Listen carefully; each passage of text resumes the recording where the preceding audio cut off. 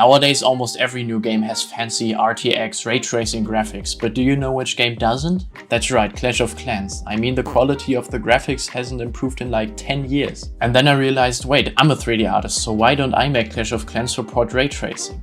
And maybe I can convince some of the developers at Supercell to implement it into the real game. Now, I only had 3 days to create a whole village in 3D because I'm going to the Blender conference in 1 week. So I chose a Town Hall 2 base because the higher levels have way too many buildings.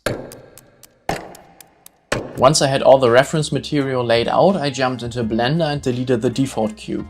I started with a cannon. I used a cylinder as the bottom plate and placed planks on top. Then I made the legs. The barrel is just a stretched cylinder with loop cuts. Beveling the sharp edges is really important to make everything nice and smooth. I showed the technique for making ropes in my last Blender tips video. The cannon is done, but I still have to model 9 more buildings. Next I made the elixir pump. The main body is just a 6-sided cylinder with some extrusions. The pump part is 3 little cylinders. For the pipes I extruded a single vertex, converted it to a curve and increased the bevel depth. And I modeled the wheel. The elixir pump is done. The town hall was surprisingly quick to model. Then I made the barracks, the thing where the troops are made. I modeled the sword for the roof and used these squished cubes with a boolean modifier to create these little cuts in the blade. The gold mine was just a few planks and some rocks, and then I made the gold and elixir storage. For the builder's hut I just reused most of the barracks model and just replaced the roof. Then the archer tower, and lastly the campfire, which was pretty easy. When I say these models are easy, I don't mean that I just click 3 buttons and the model is done. They still take time. At this point I had been modeling for like 7 hours non-stop, but I still had to do the texturing, the lighting and the rendering. So I assigned materials, UV unwrapped the models and exported the scene to Substance Painter.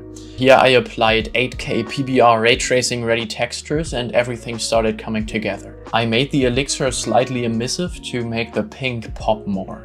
Then I realized that I forgot to model the stone walls, so I quickly did that and applied a fancy material.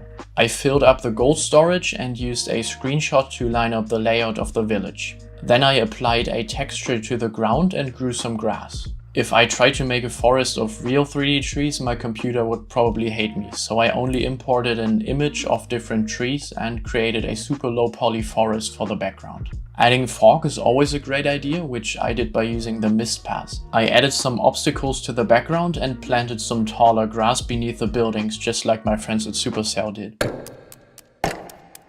The camera animation was my least favorite part because it took forever, but after tweaking a few settings for like 10 hours, rendering for 15 hours and then color grading in After Effects, this is what I ended up with. If you want to see more of this, subscribe to my channel.